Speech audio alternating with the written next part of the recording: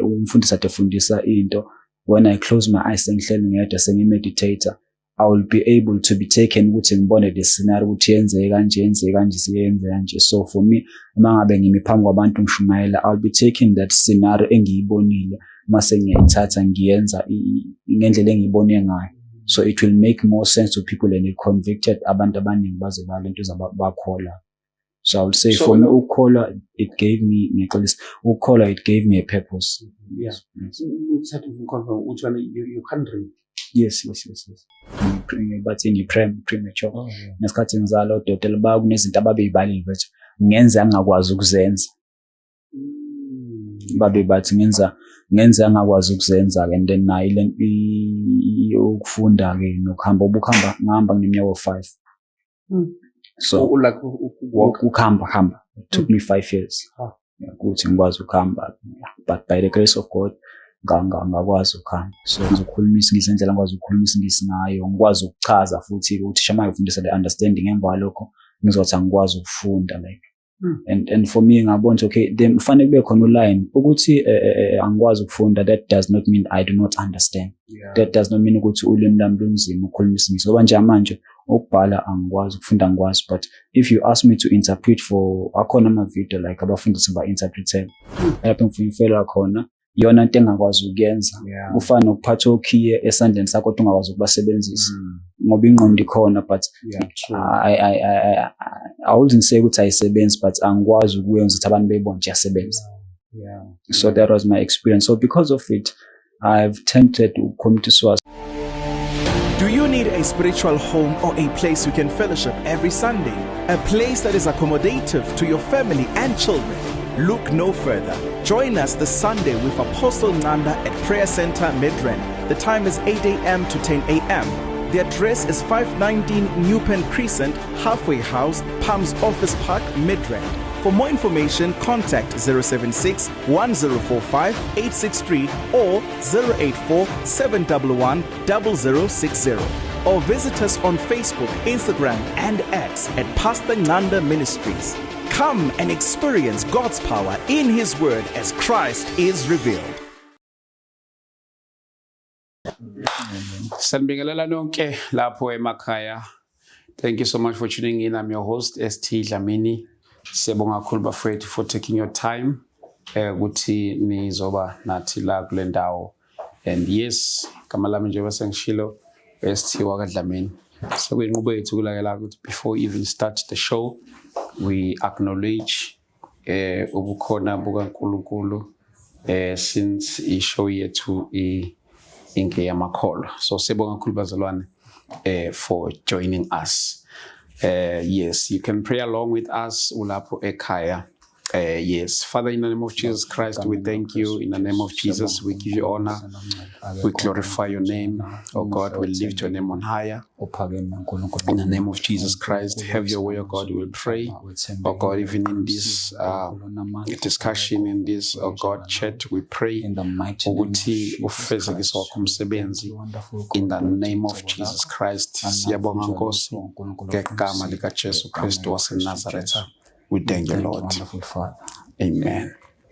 Siyabonga bafowethu, siyabonga kakhulu.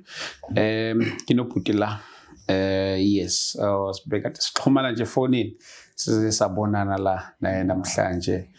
Umfoka Ngobese. Right. Awusho khona impela. Yaphila mfowethu, Mqongebe. Kusho njalo Mqongebe ne.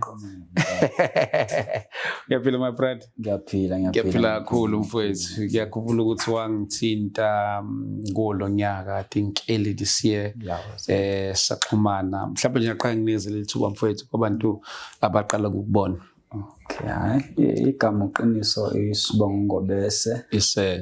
Abanye bangazi ngama title amaningi, abanye bangazi umfundisi, abanye bangazi umprofeti, abanye bangazi nje ngobrother uqiniso, abanye bathi indoda iqiniso ngenxa yezinto ke ezenzalile ngesikhathi ngikhula, abanye uNkulunkulu wangisebenzisa ukuthi besizakale. Masuthe esikoleni ke benguqiniso nje. Bekwenzakalani yini le ebeyenzakala bese beku classify kanjalo? Well, ngathini i-journey yami ngahlahle ngathola ukuphila ngesikhathi ngithola insindiso without insindiso bengenakuphila so ngase ngiyayiphila-ke insindiso inside ukuthi kunabantu njengamanje abakholwayo because ngizothi ngishumayelile kubona abanye bebegula ngathandaza uNkulunkulu wabasiza nanokuthi-ke ngeke ngathola i-platform kade nangathi kade ngoba namanje ikhona i-ministry movement of faith whereby i-prophetic ibisebenza-ke. Okay. So esikoleni like vele ubumzana nakhona ubulishumayela ivangeli? Yes, ngasindiswa ngo-2009. Okay. So nje from school nganginabo 13 from school bese ngiphila impilo yokukholwa. Although ngeke ngaba ne-challenge because umama wami bekayisangoma. Yeah. So i-background kanjalo nje. I see. No, my brother, usiphalele lana after episode, I think after episode kamama mama noMathamsanqa kumlakahle, yes, after episode kamama noMathamsanqa la sasikhuluma khona about education versus talents. Yes. Kutheni kunabantwana othola ukuthi ba-gifted in the area of ukuba nama-talent, abanye uthola akho gifted kwi-area ye-education, abanye ba-gifted kwi-education, abakho gifted kuma-talent. Uyakuthinta kanjani? Ngesikhathi ngilalela kwaba khona lokho ukuthi ngibuke mina ngoba istory sami sithi masibe ngoba ade ngisho qanthi impilo yami kahlahle ngiqala ukuthola impilo ngokuthi ngikholwe ngingakakholwa there was no hope. Into yenza ukuthi ngibe ngenalo ithemba ke ukufunda nokubhala bengakwazi kodwa ke ukukhuluma ukunderstand yonke into bengi-understand ngathi mangabe ngisesikoleni makufanele lokho kulala engqondweni yami ngifake phansi bekuthola kuwumqansa ensatsho ukuthi bekunaba ingane esikoleni ebengizenza ukuthi zi-understand into efundiswa uthisha mase yobhala ama-test zibhale iphasi ukuthi mina ngizofela ngenxa yokuthi hayi ngoba nakho ngekho engqondweni nami kukhona engqondweni nami kodwa ukuthi ngifake phansi ngikhiphe into esengqondweni yami ngibhale phansi lokho bengenayo ability yakho. Okay, so ngesikhathi ngisesesikoleni kawuliseke ukuthi bekunalokho ukuthi mhlambe khona into wrong eyinkinga kimi noma mhlambe nami ngizenze isikhathi angifuni uba ngikhumbula bekhona ikhali la khona whereby I will not sleep trying to figure out ukuthi yini le abanye abantu abakwazi ukuyenza mina engihluleka ukuyenza. Yes. And ngingathola kube ngathi ngoba uma ngibuza ama letters I would tell ukuthi okay u A low band but mase kufanele ngakhe I sentence thothi akwenzeki. Akwenzeki kungathi into engayifunda sami ngiqale phansi ngifundiswe. Yeah. And nalabo bekhona ituzami bethe bayazama ukuthi bangifundise ingangeni yona kuphela ingangeni kodwa ezinye izinto I'm fine kwenzeka kahle ne-understanding ma kuzwa amathama interpret speech ngiyowenza lokho nokuthi mabe into mabe ungichazela into akufanele ukuthi ungichazele into isikhathi eside ngiyibamba kalula. And then ngesikhathi kwenzeka kanjalo ke ngoba benginamaphupho I ended up saying ukuthi you know what ngoku-understand ukuthi i-society yase-South Africa nje will say ukuthi mangabe ungafundanga nawo matric ke there is no future for you uzoba usikhotheni nabantu basemakhaya banalo mentality lokuthi ingane kumele ihambe yofunda mangabe ingafundile alikho ikusasa of which mawubuka i-reality ye-society yethu nayo isho njalo futhi. Yeah. So for me because of that ngibona isimo uma angaphansi kwaso because one of the things that I wanted to do was to ukuthi umndeni wami uphile impilo engcono and then ukubona okay lento engangenza ukuthi ngiphile impilo engcono ukuthi ngifike lapho ngifuna khona iyona into engakwazi ukuyenza ufana nokuphatha okhiye esandleni sakho kodwa ungakwazi ukubasebenzisa ngoba ingqondo ikhona but yeah true I wouldn't say ukuthi ayisebenzi but angikwazi ukuyenza ukuthi abantu beyibone nje asebenza. So that was my experience. So because of it I've tempted to commit suicide ngenxa ukuthi ngiyabona ukuthi okay as much as ngifisa nginamaphupho ngikwazi ukwenza because the worst pain that I felt engasho ubuhlungu ngabuzwa whereby uzofike uthisha afundise understand abuze imibuzo eclassini you'll be able to answer uphendule kube kalula uphendule kube lula futhi uze ukuthi lento efundiswayo ayikho into enzima le understanding kodwa manje mase kufanele uyobhala you are not able ukuthi lento ekhona engqondweni yakho uyikhiphe phansi ephepheni ukuba inkinga. So it was a torture that I have to look ngiphinda ngiyiphila because by nature ngisumuntu othanda to give up Angisiwo umuntu othanda ugive up. As a result khona ngingakwazi ukufunda, ngihambile ngaze ngagcina kwa grade 10, grade 11 ngenza ngubali kwathi ngigcina kwa grade 10. And then uma sekuyala phambili bese kuba nzima kakhulu ngoba because of i-level of stress ngaze ngadevelop lento abayibiza i-jaw dislocation. I-jaw dislocation whereby mangabe uzamula umlomo wakho uzo-stuck. So from lokho ngabona okay, I'm putting much pressure to myself, and then at the same time ekhaya kumele ngihambe ngizame ukuthi kube khona isinkwa, because lo engiyele lapha esikoleni ngiyabona ukuthi it is something engijaha kodwa ngenze ngifice. Okay, ngithena mangabe ngiphuma esikoleni ngahamba afike ngasebenza eKingshire Airport as a cleaner. Okay. So one of the days kwaba khona kwakune meeting nje abasebenzi bonke. So nama cleaner abizwa khona usisi wayesiphethe as ama cleaner. So lo sisi lona ke ukhuluma isingisi kwakuyinkinga ke ngisho ukuthi wabalekela ukupresent ama issues asibhekana nawo ama cleaner noma uthi thina sifisa ukuthi indawo clean ibe kanjani. So mina ngavolunteer ke ngisathi ngivolunteer bangivumela and then ngakhuluma ngathi mangiqeda ukukhuluma lapho yaphela meeting lapha eKingshire Airport khona Airways ama companies amaningi lapha, and then ama managers mangaphosisi ayo 5 that called me angibizele lentuzane office layo yokuqala. Mangibiza office layo yangibuza qualification ukuthi ngifunde kuphi university, on to find ukuthi anginangisho ulentuzane matric. And then it was an opportunity that I was able to create, but it was an opportunity futhi engakwazi ukuthi ngilenze bengilahlekele ngalokho. Okay, ngesikhathi enza njalo kwaba khona ke umlungu yedwa uGaren Lloyd naye ongamanye amalotuzana ama managers akhona lapha. Wangibiza office lakho hlala nami phansi, mahlala nami phansi sakhuluma ngamxoxela nje ihistory yami, ngathi mabe ngichazela washo ukuthi okay for him ngendlela mangabe ngizwa ngikhuluma uyacabanga ukuthi ngenzeka kube i-dyslexia, and then for me it was my first time ngizwa naleyo term i-dyslexia. Okay, achaze ukuthi i-dyslexia abanye babo abantu aba-dyslexic fanele mabe part ukuthi incwadi uzoyibhekisa ezansi sokuza understand ama letters, omunye uthi uzoba good in numbers. Kunetuzana kunendlela eziningi aba-operate ngayo. Uma ukuthi udiscover usemncane ikhona indlela ukuthi ukwazi ukufundiseka, but mangabe usukhulile into phila nayo nje like ebalanga that you have to live with. And then I should kunomzala wakho kanje. So wathi ke as much as engekho engenayilungelo lokuthi angidiagnose, but ngoba sikhuluma nje na into discover ukuthi this might be the problem, ngaba inkinga le. So and then from there ngase ngiba nalesi sithombe lesi ukuthi okay ngiyakhumbula nasesikoleni, as much as for me I was able to say ukuthi okay into engisesikoleni ukuthi I know ukuthi ngizothola i-platform ukuthi ngithandaze, and then ngama break khona abantu ababenefita ngoba khona esikoleni, kept me going to school. But I also remember khona nabanye futhi esikoleni engibakhumbulayo bebefunda esikoleni bonke lo muntu uyimisela ukuya phambili, kodwa manje ngoba akwenzeki they ended up leaving school, ended up benze ezinye izinto.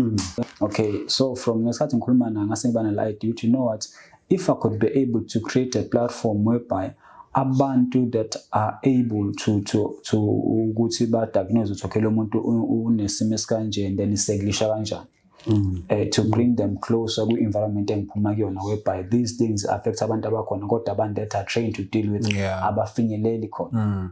So that was the idea ngaleso sikhathi ke. And then ngasuka lapho ke ngivashela umngane wami eLamonti, kunemsakazi lapha eLamonti, sengikhohle igama la elokushini eLamonti. Okay. High location emoli yakhona. Umsakazi we-radio. Radio. Okay. So ngakhuluma nomusisi ke lapha sengamkhohle ngikhuluma naye, and then wangibiza for interview, and then ngapresenta ngayichaza ngabathola abazali abambala that abamfonela back ukuthi besho ukuthi okay ingane zabo kanje. Now the problem okay sengibatholile, okay sengibona inhlolo yami sengiyabona okay bakhona abantu aba affected by this thing, but now ngifika nani any solution for them, yini engabasiza noma yini ezoba usizo ubona ezoba isombululo salenkinga, because okay I have discovered ukuthi ikhona inkinga kanje. And as a result mangabuka indlela abantu njengamanje ingane ezisibalela ngayo isikole, as much as ungazona zonke kodwa kulabo kulo 100% obaleka isikole kuna mhlawumbe ngizothini u20% ongabaleki ngoba nakho uthanda ukubaleka. It is because isikole is not a good place for them because babona ukuthi abadilong. Because ngizoxoxela nje like ngesikhathi ade ngiyithandazela and okay Nkosi, this is what I want to do. I believe ukuthi where there is you've made me to see a problem, I could also be a solution. Ngesikhathi ngithandazela and then uNkulunkulu usiyangikhumbuza on my way back ngesikhathi ngisakhula ukuthi uma mami for ubeka aware ukuthi nginento kanje ngesikhathi aware into ayenza he tried ukuthi ahambe ngifaka esikoleni lapha eMandeni khona isikole lesabantu abakhubazekile ngomqondo ngifaka khona. Now the thing is uthatha umuntu njengami uyomfaka kule sikole esikanjalo angeke aza fit vele because not ukuthi ingqondo yami inenkinga ngathi disturb mawulapha vele usufana mina deep down in my heart ngizofeel ngathi ngilahliwe vele bana ndaba and then the picture was ukuthi okay umzali wami ucansi ngiyahlanya ekhanda lokho kwenza akukusizi kodwa kwenza into zibe worse but at the same time that was a solution umama mami oyengafika naso sikhathi ngomusa kangasho ngomusa but ngomusa kaNkulunkulu ngaleso sikhathi kwaba khona incident eyenzeka although it was not good incident whereby isikole lesasasha ngokushaya isikole ke they were not able ukuthi baqhubeke neprocess ukuthi ngihambe ngiye khona esikoleni. I continue ngesikoleni ngenxa ukuthi ke ngiyathanda ukwenza into and then uma ngami ngathi mase ngidiscover isihlukana sengithe ukukhula khulu ukuthi wena ubebona indlela eyenza ngayo agency into esi right because uma besho ukuthi ngesikhathi ngizalwa ngazalwa ngenyanga 6 so ngibathi premature ngesikhathi ngizalwa odokotela bakunezinto ababeyibalile bethi ngenza ngakwazi ukuzenza babe bathi ngenza ngakwazi ukuzenza and then nayo ile ukufunda ke nokuhamba ngihamba ngeminyaka 5 so like ukuwalk ukuhamba it took me 5 years ukuthi ngikwazi ukuhamba but by the grace of God ngakwazi ukuhamba so yena ke ubeka itshe yonke into isi right ke zo discover when the wrong need and then i challenge ngibe nayo esikoleni eNonhlevu lapho ngifunda khona ukuthi abothisha bengithi mamba present ngoba ngathi semphumela singaphindela khona so ngiyochaza uthisha engafika ngakhuluma nawe athi akwazi ukuthi ngikwazi ukukhuluma isingisi indlela ngikwazi ukukhuluma isingisi ngayo ngikwazi ukuchaza futhi uthisha mayefundisa the understanding emva lokho ngizothi angikwazi ukufunda like and for me ngabona okay then kufanele kube khona uline ukuthi angikwazi ukufunda that does not mean I do not understand that does not mean ukuthi ulimi lami lunzima ukukhuluma isingisi ngoba nje manje ukubhala angikwazi ukufunda ngikwazi but if you ask me to interpret for akhona ama video like abafundisi ba interpreter inside ukuthi ngoba ngisuka elentuzeni ngisuka empangeni ngizela kade ngila nanti igama seliyangilibala eBhalito kade ngiseBhalito into engizengifike lapha is because ngithe mabe ngi-interpretela omunye umfundisi and then waba impressed ukuthi yena bakhona abantu aba-interpreter kodwa ke akekho umuntu o-interpreter okwambona o-interpreter njengami say babila kanjalo so ngaleyo ndlela ke la mangabe senkonzweni ngihamba naye nokuthi ngize ngibelana nje I will say ukuthi uyena o provide ama means ukuthi ngize ngibelana kade kufuna na phone yakhe so I will say ukuthi low line low thing ukuthi ubahle ukuthi kwesisikhathi umuntu uyayebe ne challenge kwenye into ayi ngoba nakuthi mhlambe uyislima ngoba nakhe ngazi kodwa it is because u challenge kuleyo nto leyo mase ukuthi kulabantu laba that I will say aba challenge in the same way I will say to them ukuthi ungenza mhlawumbe ukuthi uyabona ukuthi uyi-challenge nabantu abasituza zakho abaku-understand kodwa kusho ukuthi lokho ke you should give up on your dreams nami I will say ukuthi there is one thing I learned ukuthi kwesinye isikhathi uNkulunkulu uyayenza ukuthi ube nenkinga wena so that you'll overcome the problem masuba i-solution nakwabanye abantu futhi wena bekwenzakalani kuwena uyifundile into eklasini wa understand but manje problem usakwazi ukuyidlulisela to ephepheni yini ebeyenzakala ukuthi kungenzeki lokho okay I will say ukuthi ama letters ngiyawabona nokuthi ukufunda kahle I will say ukufunda totally angikwazi but umuntu uma besikhuluma nje kanje I'm able to understand and then for some reason ingqondo yami is able to go an extra mile masikhuluma into the understanding kulula ukuthi understand izinto noma kuthiwa isona siphi isifunde bekulula because ngiyacanta uma uthi mhlawumbe kwaba basesikoleni ubone lezi ngathi esikoleni uzube namahlonzi okay usibani bani uzophakamisa aphendule futhi i-answer yakhe right. Ngiyacanga futhi ngoba sila mhlawumbe ukhona uzomkhumbuza yazi usibani bani njalo uma esikoleni bephakamisa kodwa mangabe kubhala ubefeyila kodwa ubehlale nama-answers futhi right azasume phambili kube yena onenzela izibonelo ezenza umqondo nawe uthi mangabe eshinto yena uyi-understande kangcono. Yeah, true. So that is my story. It is ngathi the understanding was there kodwa ukuthi into ngiyifunde phansi bekumele ukuthi ube khona umuntu ozongifundela into ukuthi ngi-understand ukuthi ngiyazi mase ifundile mase ngiyayazi and then emva kwalokho ihlale kumina. Big relationship kanjani yona lento phakathi kwakho nezingane ke ububa njani nje phakathi kwezingane?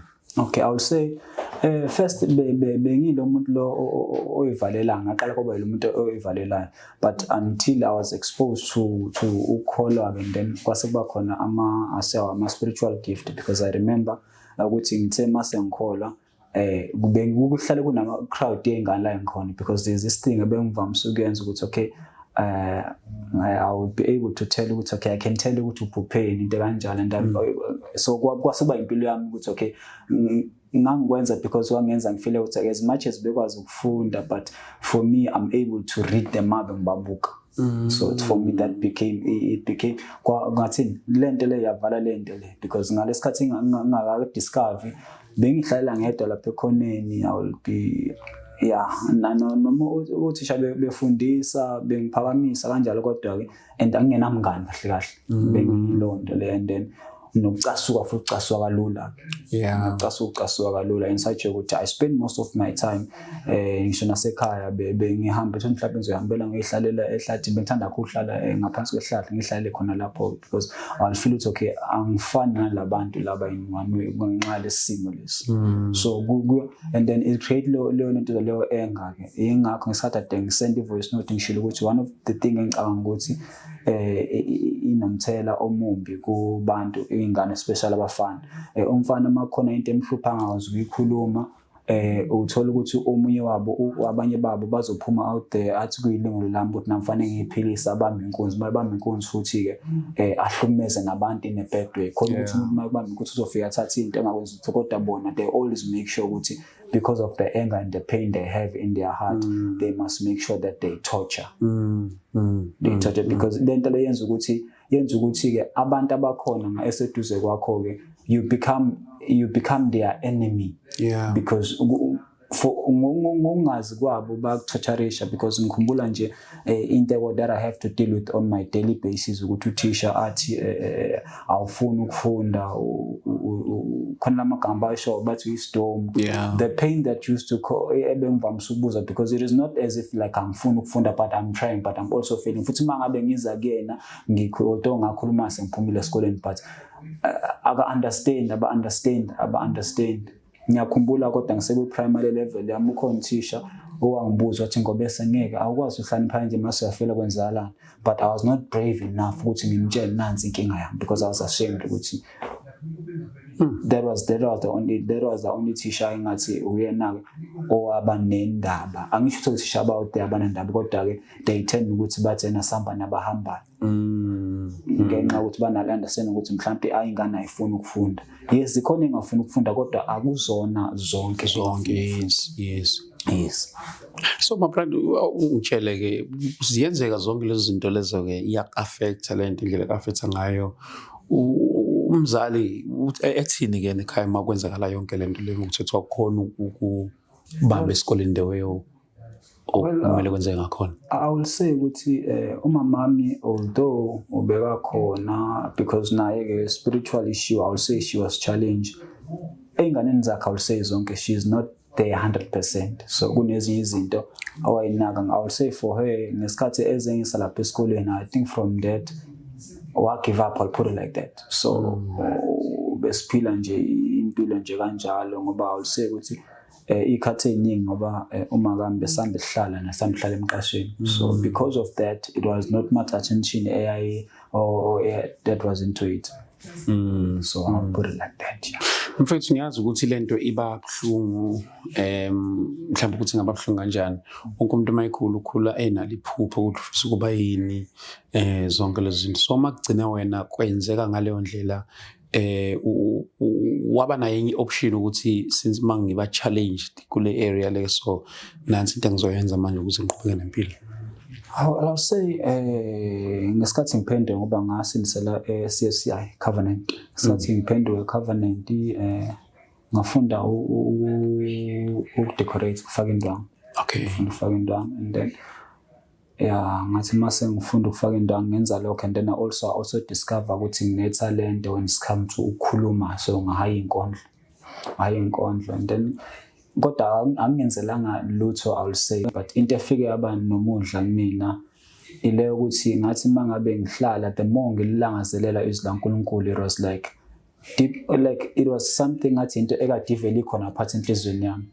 So mangabe ngifundisa ngalo it make more sense and nabantu abaningi iBhayibheli lenza umqondo as a result nje umfundisi uJohn Pillay baze bangordena as umfundisi bona futhi abaze bangishadisa futhi bangordena as umfundisi not because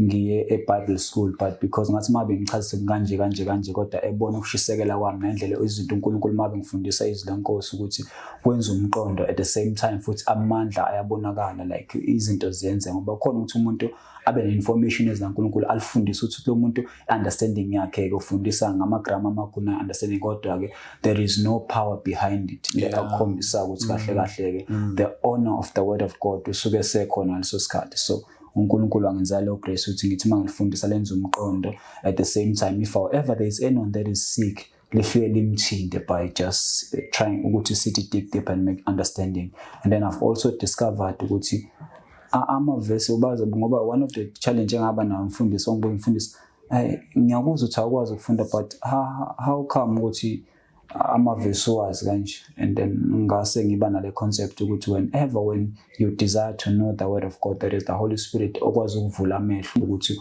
ukwazi ukul-understand. And ngoba ngikhumbula ngaze ngathola khona enye autobible ekade nginayo sponsored by Sanlam ngayinikwa khona ama-missionaries so bengivama ukulalela kulona but at the same time ngabe ukulalela kube khona nembono futhi ukuthi ngizothi mangabe ngikade umfundisi atefundisa into when I close my eyes sengihleli ngedwa sengimeditator I will be able to be taken ukuthi ngibone the scenario ukuthi yenze kanje siyenze kanje so for me mangabe ngimi phambi kwabantu ngishumayela I'll be taking that scenario engiyibonile mase ngiyayithatha ngiyenza ngendlela engiyibone ngayo so it will make more sense to people and it convicted abantu abaningi baze balento zabakhola. So I would say so no caller it gave me it gave me a purpose. No problem. Yeah. Sathi mfuna confirm uthi you can't read. Yes. Like kwenzakalani mawufunda noma awu understand noma awuboni kahle mawuthi uyafunda. Before there was this pressure because ukuthi mabe ngifunda ukuthi mabe kubeka into okuthi ngifunde la ngizojuluka like ngilentezana ube khona kodwa njengamanje akunalutho I can see ama letters kanje ngoba ngisho ukuthi okay uthilo ngiyambona but mase uthi angilifunde lonke legama ama letters masehlanzi asho ukuthini yilokho engathi angikaze kubamba noma engathi angikaze ngikufunde akukho ekhanda noma ngithi ngiyazama ukuba kodwa akwenzeki. My brother yini oyifisayo mhlawumbe ake ngibuze kanje kule situation yakho yini ofisa sengathi ingenzeka ukuze ube umuntu ofana na wonke umuntu in terms of ukufunda zonke lezi zinto? Well for me I would say njengamanje la engikhona ukuthi noma kuthiwa kufika ukuthi okay ngize ngifika ngiyakwazi ukufunda I'll be happy ngiyojabula kakhulu but at the same time isikhalo sami esikhulu ukuthi bakhona abanye oqinisa abakhona lapha phansi ezikoleni that are kwisimo esifanayo kodwa ke abangebangana inhlanhla mina ngibe nayo like manje abangathi mhlawumbe yena akahlangananga noJesu mhlawumbe uhlangana nama drugs ukuthi kube yona iremedy yakhe omunye ahlangane nabangani abangekho right azokwenza izinto zabero because one thing I will tell you abantu abanjengami ke I will say bahlakaniphile bakwenza izinto zenzeke i-level of intelligence ne level of crime endlela ekhula ngayo is because kunabantu ingqondo yabo ekwazi ukufunctiona kakhulu ngeside elilodwa so lo muntu lo ke akakwa umuntu onormal awazi ukuresa nalo muntu lo ngendlela wenza so ngamanye amazwi uthola ukuthi ke i-potential yakhe izowasteka esayidini wrong. So my biggest cry njengamanje, although also ngizokuba ngikhuluma nje iqiniso-ke, ngithe uma bengithandaza, I found out that this is something that's supposed to stand as a sinkwa sami. My pen is supposed to be sinkwa sami at the end of the day. I've come to a point whereby sengiyibone kanjani ukuthi okay, as much as ngithi okay mase kwenza into othi ngiyakwazi ukufunda, mase kuthiwa ikhona indlela, kodwa engakujabulela kakhulu ukuthi makuthiwa ngiyalithola ithuba ukuthi for me to have a matric certificate, because I believe ukuthi ingqondo yami it deserve it for eningi, but lesika matric ngiyasideserve because I've wasted my time ngahlala esikoleni. I've been through the pain of failing into yazi, and then kusekhona lokho okukhala nje enhlizweni yami ukuthi only if I could have. Ngisho noma kuthiwa ayigcina kusuka ngizukusenza ukuthi ngithole umsebenzi, but to say I've done it ngoba nje ama-certificate enginaso sokuba umfundisi, singenza ngibe proud because okay, I feel like uNkulunkulu ungenzela umusa ngakwazi ukusena ngendlela ngisene ngayo, although ngasola ngendlela abanye abantu ukuthi okay umuntu fanele ahlale edeskini. I was given ama-task, ngasola ukuthi bengithi uma bengithandaza there were signs ukuthi uNkulunkulu ukhona, ngasola ngaleyo ndlela. uPastor John angipha ngaleyo ndlela. But now my biggest cry or my biggest concern ukuthi I believe bakhona abantu that are trained ey'koleni so okay how you assess abantu dyslexia, udila kanjani, ubabona kanjani so okay umuntu unale nkinga le, and how you're able to access to help them. So now into ithi mina-ke if however labantu abalapha kuma-position amakhulu, because into engiyibonile ukuthi labantu I will say abanemali noma abantu abamhlophe, I will put it like that, iy'ngane zabo uma benesimo ey'fana nazo esifana nesami ziyakwazi iqhubeke nempilo, ziqhubeke nempilo, kube khona indlela, because lezi zinto they are aware ngaso. Mase ukuthi-ke indlela emnyama asazi uma ukhuluma i-dyslexia umuntu omnyama uzokubuya uqala nokuyiza ne-item yakhona, item project uyaqala nokuyiza ukuthi yini le ingane yakhe mangakwazi ukufunda nje wisdom, awufuna ukufunda, awufuna kuphela kanjalo. So amazwi ayacrash at the same time because information ayikho. So for me, if however they could be, the dream that I have, it is to create a platform whereby labantu abangaba usizo nabantu abanesidingo salento ingane ikhona lapha ezikoleni. So kuthiwa bekuya ngami ukuthi uNkulunkulu benginika amandla awuse ukuthi isifiso sami it is to have an organization that will go around izikole wethu semakhaya noma ngabe kephi kwenzela ukuthi kube khona okay, in order for umuntu uma uthi unofiso sokwenza umatric wakhe ngibona uyafunda but uyastrugglisha le kwinto yokufunda nokubhala, kube khona indlela azoba nayo ngoba because I think kade ngihleli khona umuntu futhi kuthiwa uMalusi ngihleli naye ngixoxela ukuthi ngasemakhaya kuba ukhona umfana yena bamdiscover on early stage ukuthi mabe kufanele abhale bevesana lentuzana alale akhala until they discovered kanje and then matric wakhe bamenzisa wona oral bakwazi ukwenza. So ngamamazi-ke isolution ikhona ukuthi ayitshaliwe kubantu abona bonke abantu aba-aware of bona.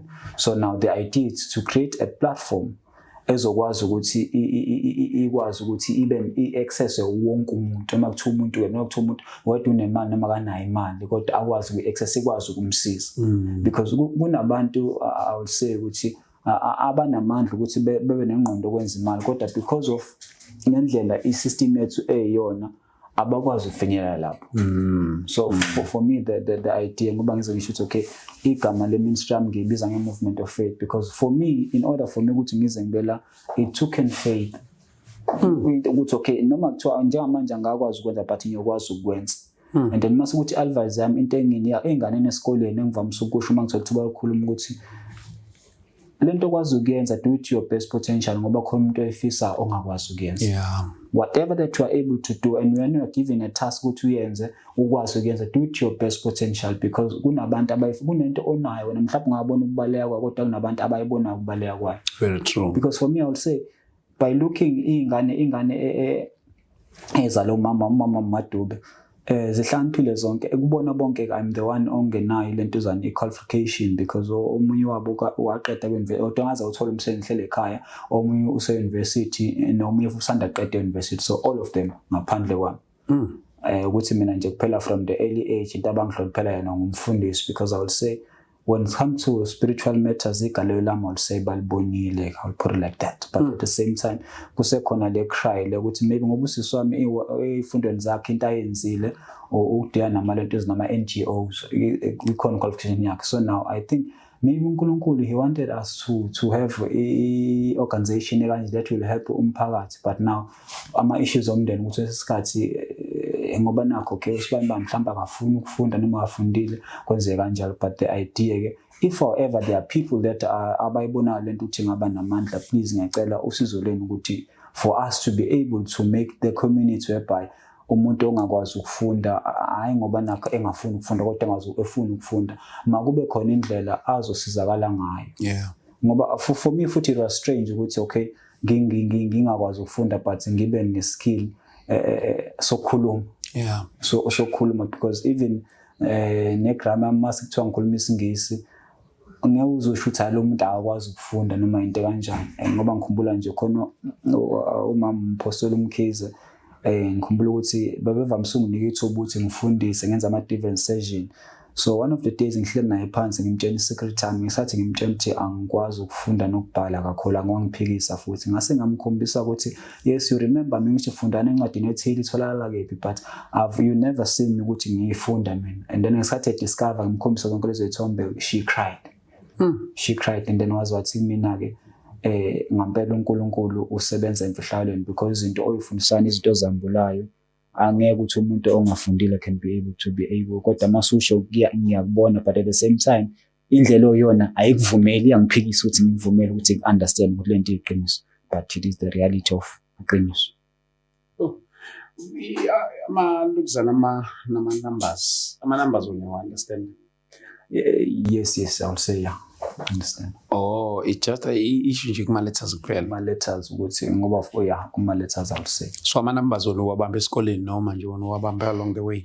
I would say there is not much that I learned from school ngaphandle behavior, because at school one thing othisha bazokutshela ukuthi bengivele isingisi bengivele ngi-right ngaso was ngaphandle yonke into ibibonakala i-perfect ngaphandle kwalento khona lo muntu ababa nokuhlanipha abazala nakho. I would say ukuthi izinto ongadinga ukuthi ngize ngifunde zona because sibone ngirefer kusisi wami into esengidiscover ngayo njengamanje when it comes to ama-languages she is very good. Engahlala ne-China la kuphela isonto bobe sebekhuluma ngendlela efanayo. That how brilliant she is. Yeah, kodwa ngiyafisa nje sengathi ngathola uJesu wangampela. Akasizakalanga. Well, ngesikhathi sisahlala ndawonye ke because I had a ministry now waphenduka and then kwasho ukuthi ke she has to go away ngenxa ukuthi ke usiqala umndeni wakhe, and then from there she went astray I would say, and I'm praying to God ukuthi lokho wayekubona wakuthatha wakubona ke emsebenzela she might come back to it. Do you have any dream of becoming maybe something like maybe mhlawumbe ngabe udokotela ngabe yini noma usuvele nje wathi I know manje sengifuna ukufocus kwi-area ethile nje kuphela? Well, for me ngesikhathi ngisakhula I would say I wanted to be a lawyer, I would put it like that. Ngesikhathi ngathi mangiyiphupha nje ngiyiphuphe laphana ke ngiqamba manga njengabo defender, but ngesikhathi ngintroduce Christianity I saw ukuthi there is no job that makes sense than representing uNkulunkulu. So as a result abantu abaningi bashumayezile imessage emvamisisho uNkulunkulu uyanithanda. So ngithe mabe ngithola umntwana ke uMark wamqamba ukuthi uyathanda because there has been message ebengihamba ngishumayela. So now I think the only job now nengifisa ukwenza ngempela it is to continue telling people ukuthi uNkulunkulu uyabathanda and try to open the eyes of men ukuthi there is no hope and there is no life without Christ. That is my biggest dream. So njengamanje but as a father of ubaba nonkosikazi nomndeni I need to find a way to have a sort of income. So my struggle ilapho ngoba ngizokhuluma nje iqiniso. I've been to emsebenzini, I've worked as a cleaner, but ingqondo yami ke angenza ngazo njengesigqila knowing ukuthi okay as I'm working here lento engiyenza la it is something that does not add value even upon my family. I'm not saying ukuthi abantu abacleaner add value, but when you know ukuthi there is something okumele ngabe yenza and you're not doing it ngoba kanjalo as a result ngizokhuluma iqiniso ke ukuthi na ke mhlambe kabili noma kathathu I will work and then I will decide to know what let me try and pursue this. As I'm here njengamanje I believe ukuthi I'm here to serve my purpose and also to ask other people ukuthi please people, let me help. Ngicela ngisize ukuthi ngikwazi ukufeza leli phupho enginalo. To see ngoba one of the motivating now ukuthi ke you are because I am because you are. uNkulunkulu when he made you ukuthi ube nobuthakathaka ukuze mina ngizoba ngamandla ebuthathakeni bakho. Like for example, you find ukuthi purpose yakho kuse i-purpose yakho it was to serve ngoba wenza une-podcast kanje, and in the podcast it was there ukuthi size mina at the same time ikwazi ukunika isinka wena. So now I believe if I could be able to find something like that, think it's okay. This thing will also give me a single, but at the same time, when I'm no longer existing, izoba nabantu ababenefitile. So at the moment, you don't have any stream of income. I would say of income. Njengamanje I would say ngihleli ke mangabe umfundi usicela ngibize for interpret ukuthi ngizominterpretela. That is what I do. Na khona noma umfundisi awadeng mema bazoba ne bathini imvuselelo, and then he wanted me to be the part of it. So ngiphila kanjalo nje kwamanje. Apart from into engaba yi long term goal, mhlambe nje mangaba khona into fast nje ongathi cha, this is what I can do ukuze ngakwazi ukuthi ngiphile yini ongayenza. Okay, for isikhathi like ngisathi uqala unyaka nje, in order for me to have something bengikade ngihambe ngidayisa insipho, I'd say bengidayisa insipho zokwasha, insipho kwasha izitsha, insipho clean ama-chais. That is what I was doing. Kwase kuba ne-challenge ukuthi there was less ekade ngithola, and then i-demand ibinkulu. So njengamanje ngisala stock up again, but at the same time I want to continue nale journey kwase ukuthi ke nabazalwane ke la ngoba kade ngihamba ngilethe ngishumayela ke abanye babo khona abanye awuse bakho 10% kumina. So kuyawenza noma uphile, but at the same time ngiyafuna ukuthi kube yinto ezophila, ngagcina phakathi okay ngibashumayezile benza nje, but to see abantu benefita out of it and nami benefita, because one of the challenge ekhona enginawo njengamanje ukuthi njengamanje unkosikazi yena olento zayo osebenzayo kwesinye isikhathi uya understand, but kwesinye isikhathi ngibona as much as I'm understand, but it is hard for her because I'm the one that's supposed to be providing as in that. So as a result ke kuhlale kukhona i-battle between what I think iplan kaNkulunkulu ngempilo yami nalokho kumele ngabe kuyenzeka. Yeah. So njengamanje that isn't being I'm here ukuthi to try and find some ways ngenzeka ngawo ukuthi kusheshe ngenze lento uNkulunkulu engasungibizela yona, at the same time being able to play a role of being a father. Because ngingane yami intombazane indlela emthanda ngayo babwayo, and then when I come back to ngibuya ngaphethe lutho ke sometimes kungenza ngizwe ngimncane. Kungenza ngizwe ngimncane yonke into enayo okay, ithengele umama, ithengele umama, ithengele umama, ithengele umama, ithengele umama. Yeah. So mhlawumbe kumuntu ongathi hey mina I can try out something ngikwazi ukuthi ngisize lo ndoda le lapha studio.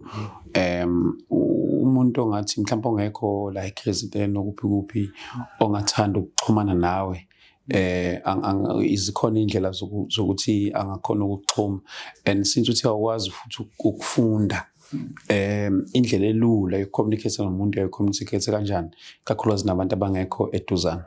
Well, kuya kube phone call no WhatsApp kama voice note ya kubantu kodwa kula kuvamise ukusenzela kubantu asine numbers zabo, so communicate kubana ngiyakhumbula nje ukuthi okay inamba yakho ngayithola ngoXaba ngobuye nomuntu engeke ngathi ukhuluma naye saxoxa, ngayithola ke number yakho, and then I was able ukuthi ngikufonele noma kusendele voice note. So kuba kanjalo ukuthi itita ngiyafona ngisende voice note noma lo muntu uyangifonela what the case. So umuntu mayikubhalile wenza njani? Uma ngibhalile ke uNkulunkulu ngiphumsisa.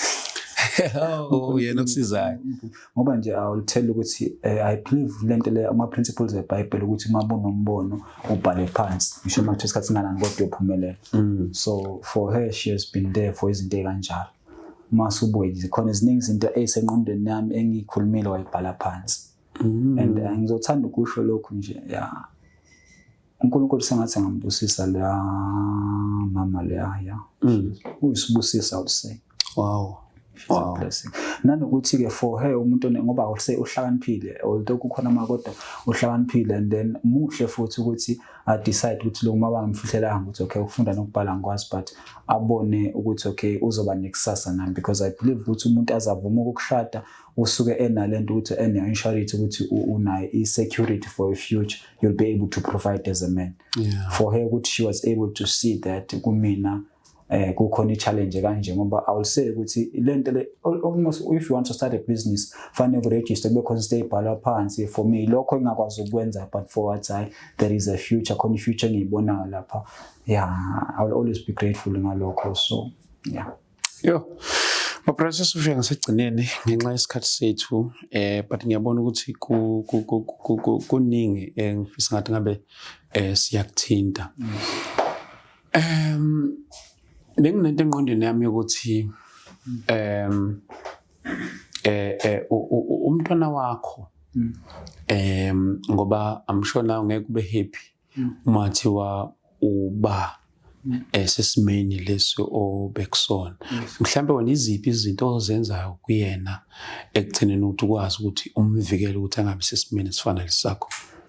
Well, ngoba ngisho ukuthi uNkulunkulu ungivusile ukuthi umuntu wesifazane that uyena ayayilentuzana from the early age azama ukuthi amfundise ukubala nokubhala izinto kanjalo, and then wenza umsebenzi omuhle ngenqamba amanga. Nanokuthi ke for me ngiunderstand ukuthi into enza ukuthi ngize ngibe la engikhona ngenxa ukuthi indlela engazalwa ngayo ukuthi isikhathi sasingaka khona izinto engafunctionize engenzanga zaphelela, but for her uNkulunkulu wangibusisa ukuthi wanginika ingane healthy.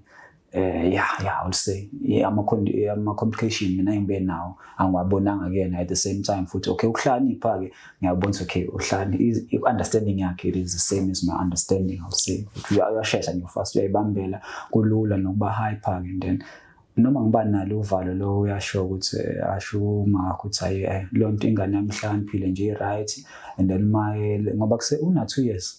But indlela masu uma umbona nayo period na cheers ngendlela ayiyona nje. My brother, abafundi bathini bona ngesimo sakho? Abafundi bathini? Well, I would say ngendlela abangazi ngayo it is something nabo.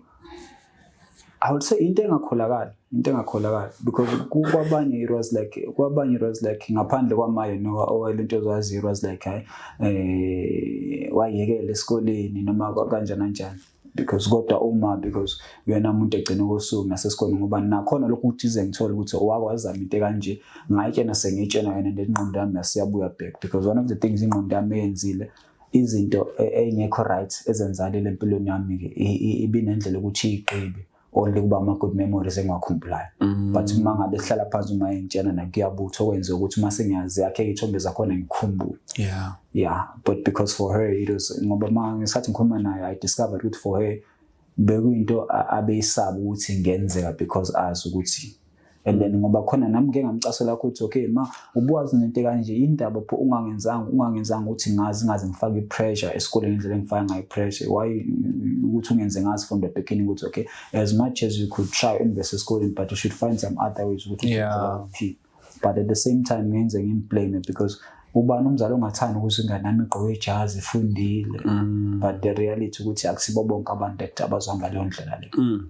So I would say and then ngiyacanga uma uzoyibuka mhlawumbe ngazayibuka le podcast, but wenza umsebenzi omuhle I would say. Wenza umsebenzi omuhle from umuntu obekakhubazekile and then ubaba wakhe emshile ekumele ayikhulisele wangifaka emgqomeni ngahlala 5 years ngazi ukuhamba ehambe engenanda mhlawumbe ehlala, but she took care of me. How old is she? Njengamanje unabo 56 awusemdala. Akekho umdala ngalendlela. Awunesana ukuthi umdala we. Uyayibuka lezi zinto zo social media? Well, ngagcina ngithengelile ifone but akusi indlela ngathi akanaso isikhathi into yazi nje WhatsApp ujabulela futhi. WhatsApp awazi. Kodwa I think le fanele kube khona indlela tsayibuke, and then I'm hoping ukuthi even my wife as I'm speaking uzokwazi ukuyibuka naye, and then to know phakathi komhlaba wonke nje ukuthi bakwethu ngicela ningisize to make her understand ukuthi I appreciate her by me finding something ezo-add value empilweni yakhe iphinde add value empilweni yami. Yes. Yo, my brother, yeah, into yakho i-deep kakhulu. But unkosikazi wakho ushade naye esazi isimo sakho. Yes. I made sure like from the beginning. Ngoba I would say for her because eqala ungazi, I was out there preaching, prophesying. Abantu ababengazi njengomprofeti eqala ungazi kunjalo because ngase ngumele ngihlale phansi ngimtshele iqiniso. Okay, as much as you can see me teaching, ngifundisa kanjena ngithanda izinto zenzeka, but this is the reality of who I am. Because into yami ezothatha sinethu zami kakhulu ukuthi how come people has been preach abantu beshumayela kuyena kodwa it's the first time ukuthi umuntu athi ma beshumayela futhi ngizibonela ake ngithi ngizoqala ngokulula nje. Okay, ngiyafundisa ngokuthi ngizibonela ukuthi ngemvumba kaKristu uJesu saphulukiswa. Ngithi mangifundisa ngalonto leyo ke here's somebody that is sick, ngizothi mangiqeda ukufundisa aqhubeke aphume egula. But when ngesathi ngifundisa it was a different case. Qeda ubethi uma bengifundisa if however ngiyafundisa uyagula, the healing will come emzimbeni wakho, you'll be healed from there. And then ube khona ikhathi bengivamise ukusebenzisa olesithathu ukuthi ngilento ezengi prophetic ngoba ngizokhuluma iqiniso ke i-ministry yami was impacted by you as much as there are many izinto wrong abayishoyo ngaye njengamanje, but it was impacted by you, Prophet Joshua. So as a result, I did a prayer with however Nkosi, if this person ulentuzana uvela kuwena, let me be able to do lokho akwazi ukwenza without me going even la khona, because I can never be able to go. About Prophet Joshua. Yes, and then the first miracle uNkulunkulu wayenza, I remember there was this mother ubeke nasilonda sika shukela, and then I was fasting. I fasted nje kwaba 14 days ngaphuza lutho, and then ngikhumbula ukuthi okay ngosuka 14 ngase ngiphimisa ukuphuma ngiphimisa ukuphuma igazi like yeah, but ngalapho ngathi mangivuka lapho kade ngwile ngavuka ngathola strength, and then this is the first person engamthandazela. Then ngathi mabe ngimthandazela amandla kaNkulunkulu amthinta inside ukuthi ngamthandazela akwenzanga lutho akawangi ngiqamba manginuka kwanga, but deep down in my heart ngaba ne confident ukuthi okay usekaphilile. Okay, ngasuka ngahamba kwaphela mangaphusi kwaphela amasonto amabili kwesonto lesithathu ngidlula ngoba indlela yangasekhaya ibidlula kwakhe, ngathi mangidlula wangibiza isilonda kade siwumgodo, wathi masenkomso sesisika nje esivalekile. Wathi ngesikhathi ngimthandazela ubuhlungu ubuzule kuphela. And then ke there are many testimonies mase ngiseqhubeka nalo bukhona nomunye ubaba usisi wakhe besikhonza naye, mabe sikhonza naye nobese esibhedlela kuthiwa unecancer nomgodi ekhwapheni. Noma benomgodi ekhwapheni wangiletuzana usisi wakhe wamnika ama-numbers ami, ngamthandazela over the phone esesibhedlela. Odokotela sathi bahlulekile uyena, the only thing that they can do ukuthi bamlokhu bemtreat kanje, but lento yiyo I'll take him home. And then I prayed to it. Ngithandazana over the phone. Bathi ngithandazana naye wathi yena ke uzwe ngathi ubuhlungu buyasuka, ubone mangabe kade umbathi ingubo lakhe ubuhlungu uzwe ngathi buyasuka, but desilonda saba khona. Lo muntu engikhuluma naye njengamanje waphuma esibhedlela, useshadele njengamanje, unomndeni, umgcina esebenza eBusha mangaphosisi. Impilo yaqhubeka, so uNkulunkulu was able to change impilo yakhe because of i-connection esabanayo, just the prayer. Baningi kube khona nalona yena. Yeah, this is strange. Lona ke why ngizothini ngeke ngisho ukuthi wayequlekile, but ngizochazisina noma ngichazisina. Okay, ngisanda kufika 14, mangifika 14, and then uNkulunkulu put it in my heart ukuthi I must find a place to pray. And then angazi umuntu 14, but I prayed uNkulunkulu ngayithola indawo ngomunye ubaba lapha 14 bekukhona indawo ibandla ngicansi full gospel ya, kodwa bese lingasakhonzisi ngoba abantu bekuthiwa bafuna ukukhonza, bathiwa bafuna ukukhonza. But for me ngathi manginika indawo bengithanda zonke insuku ngo6 yagcwala indawo, kwathatha amasonto awu2 ukuthi igcwale nje, awu3 ukuthi igcwale indawo abantu bekhonza. And then izinto uNkulunkulu abekazenza ngesikhathi se-lockdown nje, izinto uNkulunkulu abekazenza. So kwaba khona lo mzalwane lo ngifuna ukukhuluma ngaye specifically, yena ngahamba ngekhaya lakhe ngafika ewile ekhaya lakhe. Mangifika ewile ekhaya lakhe, ubaba kwakhe ingane zakhe amahle andile amahle oluya ingane zakhe ezu3. And then lezi ngane zakhe ezu3 lezi ke ziya lentuzana ziyakhala, so ngathandaza lapha ngafika ngabo +1 mangaphosisi ngaze ngahamba lapha ngabo past 3. So I prayed and uthandaza ubona lo muntu uyisidindulela kwenzeka lutho, but I continue praying because in my heart anginalokho ukuthi kukhona into ezokwenzeni labantu laba babuka mina as umfundisi. I prayed abuka uthandaza uze ushintshe uphuza amanzi uqhubeka nokuthandaza ngithandaza until I came to a point whereby I had to okay nje manje sengidlulekile manje ukuthandaza, and then I said moya ingcwele ngisakwazi sengidlulekile but ngiyakwethemba Nkosi. Ngathi mangiqedisho njalo, and then something within, I will say not something, the Holy Spirit within me, he said ukuthi angihambe ngifike ngimshaya isikhanda kanjelele pha, fika ngimshaya ikhanda nje ngase ngizomshaya enyaweni. Ngathi mangiqeda ukusho njalo emva komthandazo omude wakhwehlela. Mabe khwehlela elentuzana libalele ilanga, kodwa mabe khwehlela nakwaphuma ilentuzana ukubona umuntu mangabe kade hamba noma kwade ungene endaweni athi ifridge ukuthi mabe ukhuluma khona lesmoke esiphuma waphuma lonto leyo. Mabe kuphuma lonto leyo na-ke she was able abe namandla, and then wathi moya ingcwele angimenzele ilentuzana ngithatha ushukela namanzi nosawoti menzele khona ngamnika khona waphuza wahlala phansi. And then for me ngesathi wenza lonto ke akungithusanga kakhulu, but into engithusa kakhulu mangabe sengichaza ukuthi kade kwenzakalani uthi mangabe echaza uthi as she was elapha phansi wayibona like esuka emzimbeni like wena lo, but you will see yourself coming out of umzimba wakho. Wasuka wahamba, ngesikhathi ehamba kuba ngathi kwakhona izithunzi ezimnyama ezithuza zimbambe ngaphana ngapha zahamba naye. Mabe zihamba naye ezihamba kwenye indawo uthi mabe echaza le ndawo uthi kwawindawo ngathi ubona umgede kodwa manje yona yakhiwe izihlahla engathi ibhenga solwandle. Then ngesikhathi ehamba lapho uyahamba uhlana nabanye abantu ababona ngathi balentuza baboshiwe like babosha ngamaketanga. Kuko lapho bekhona abantu abaziyo, khona nabantu angabazi. And then ahamba uthi mabe hamba ngesikhathi azaphenduka abe ngumKristu wayekade esonto mangaphosisi angisakhumbula kwayiwesel noma izethi kodwa kulapho ngesikhathi azaphenduka kodwa bebeqoqa uniform lapho kade khonza khona. Mangaphosisi black and white angazi bayibiza ngani. So uthi mangabe waqala phabana abafundisi bakhe lapha emva lokho kwaqhamuka mina ngihamba nabanye abazalwane baqhamuka mina ngifike ngithi mina kuyena ufunani la uyapi. Angangiphendula sathi ngangiphendula ube ngathi ngithi mina lento engaphakathi yena ngithi wonke umoya ongasile khona ongatshalwa nguNkulunkulu makusiphuke emzimbeni wakho.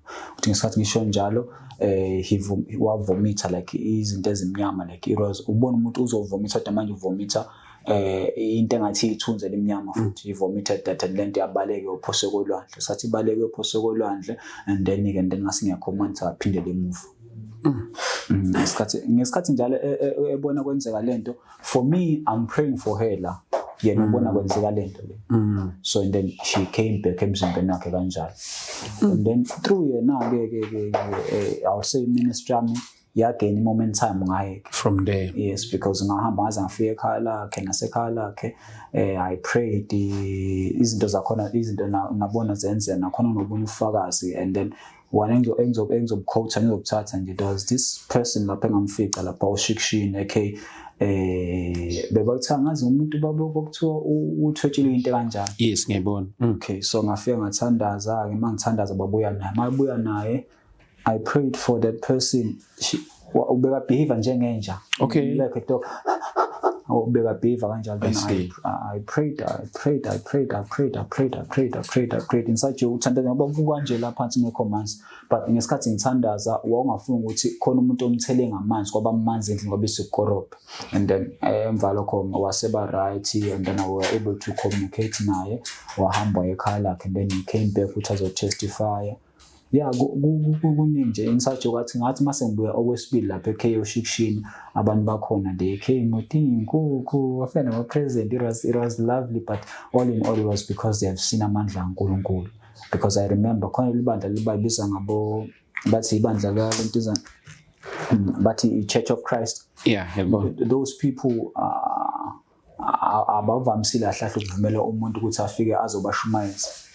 But for me at that time uNkulunkulu he gave me the platform ukuthi ngifike kubona lapho oShikshini ngafika ngabashumayeza, ngashumayela ngoJesu, ngaintroduce umoya ingcwele khona, ngafundisa ngawo ngaleso sikhathi ngisekhona, baze baphinde bangibiza la khona le ndawo eNewlands ngahamba nakhona futhi-ke I did ngathandaza nakhona kwasuthi i-ministry yami over the phone movement of faith it was going like ibikhula ngithandazela abantu over the phone uNkulunkulu ebasiza and then emva kwalokho what happened-ke amafoni abelahleka amafoni abelahleka angase ngishishe inamba ngabi abelahleka nje like alahleka ifoni ngithenga ifoni ingalast ilahleka but because of ngoba nalena nje le esanda kufa ife kade ngithandazela omunye umzalwane kade chronic ekade ikhona so I was praying for her emva lokho-ke bekumele sabe busy nokuthi mangabe sebuyela mina sethi ngiya-answer ifoni yathula kanjani and then from there yagcina yaze yafa completely so I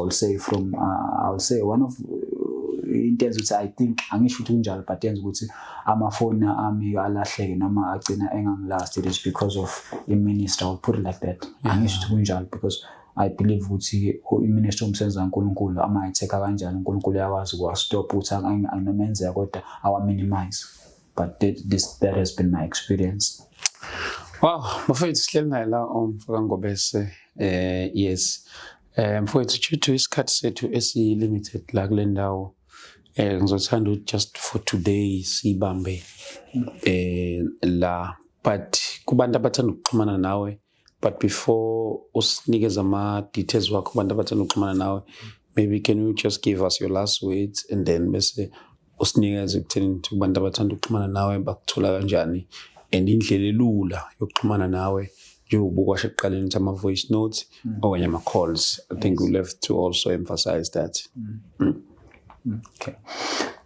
Into engayisho bantu benkosi ukuthi impilo ayisiyo lento oyibukayo as a person. Ngathanda ukusho lokho-ke omunye umuntu athi for me impilo yami akekho umuntu onempilo yakhe impilo yonke kaNkulunkulu. Yeah. Yonke into enzeka empilweni yomuntu is spiritual than ukuthi ibe physical. Whatever that you'll ever go through ufanele ukwazi it between kuqala ezweni kamoya mase kuza ezweni lenyama. So if you are not able to take care of your spiritual life you will be bound for the rest of your life. So ilawo mazwi ogcina ngifuna ukuthi mina-ke and the only solution for wonke umuntu okhona emhlabeni ongilalele no whether uyathanda noma ukuthandi uJesu is the ultimate solution for everyone. Ngoba uthando lukaNkulunkulu ngiyacanta incwadi yamaRoma chapter 5 verse 8 mangaphosisi whereby uNkulunkulu lithi iBhayibheli uNkulunkulu wakhombisa uthando olupheleleyo ngoKristu Jesu. So if you want to know the real love from God you need to go through Jesus Christ. For me there was nothing good about my life and still njengamanje there is nothing good about my life but Christ is the hope that I have ukuthi I will stand victorious at the end of days and wonke umuntu nawe ozizuphelelwe ithemba ngifuna ukutshena ukuthi there is hope and there is life in Christ. Broken things are useful in the hands of the Messiah. Wow. Yes, ilawo maze ngithanda ukugcina ngawo mase ngiyathetha uNkulunkulu uyanithanda egameni kaJesu. Yes. Wow, thank you so much my brother and your contacts bakuthola kanjani na ama-socials bakuthola kanjani abantu bathanda ukuxhumana nawe? Yes. Okay. Igama uqiniso uNgobese okwamanje-ke ngoba ngilana inamba engizonishiya nayo bengibhale phansi secondisela isikhwama sami isikhwama necklace yes. Okay. Yes. Noma ngicela khona number le ngakho WhatsApp yona yokuqala enesithombe sengane mangaphosisi iyona impela ngisacela ungibizela le sigcina ucommunicate ngayo kabamfundisi le Ngisathi ngiqala ukukhuluma nawe the first communication or it will take time but mbo mhlawumbe uzangikhose i-RS for a message every day I think search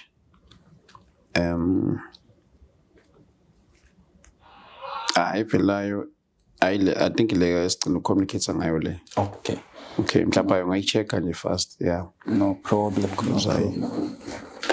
my messages are much every day. No problem. Yeah, number engitholakala kuyona 064 yes 955 yes 2689. Wow. Okay. Mhlawumbe oyisho again. 064 064 955 955 2689. 2689. Yes. Okay. No. Thank you so much. Mfowethu siyabonga kakhulu lapha emakhaya for your time. uNkulunkulu anibusise ke, uNkulunkulu anigcine. Ake sibambe la for today.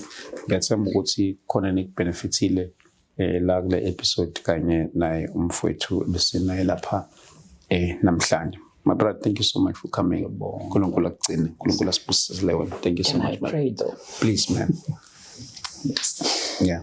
Baba, egameni kaKristu Jesu, uNkulunkulu omuhle nongcwele, othembekile nolungile, wena wedwa uqinisile ngezwi lakho, uNkulunkulu onamandla. Namhlanje uNkulunkulu ophilayo ekseni, I pray Heavenly Father ukuthi bonke abantu bebe ngabaqambi makube wena wedwa uqinisile, uNkulunkulu wasezulwini. I pray Heavenly Father ukuthi empilweni zabantwana bakho, whatever they go through, they should understand ukuthi kumele mababuyele kuwena, because you are the answer and the solution of every problem ngegama likaKristu Jesu. And I pray that Holy Spirit you might be manifested enhlizweni naseyingqondweni zethu, uNkulunkulu onamandla. Bonke ababukelayo, abagulayo, abacindezele izimo ezingafani, uNkulunkulu onamandla, ngikhuluma inkululeko empilweni zabo nokuthula, ukunqoba nokuphila egameni kaKristu Jesu. I thank you, wonderful Father, in Jesus' name. Amen. Amen. Thank you, my good sir. Thank you. Siyabonga kakhulu bafowethu. Thank you.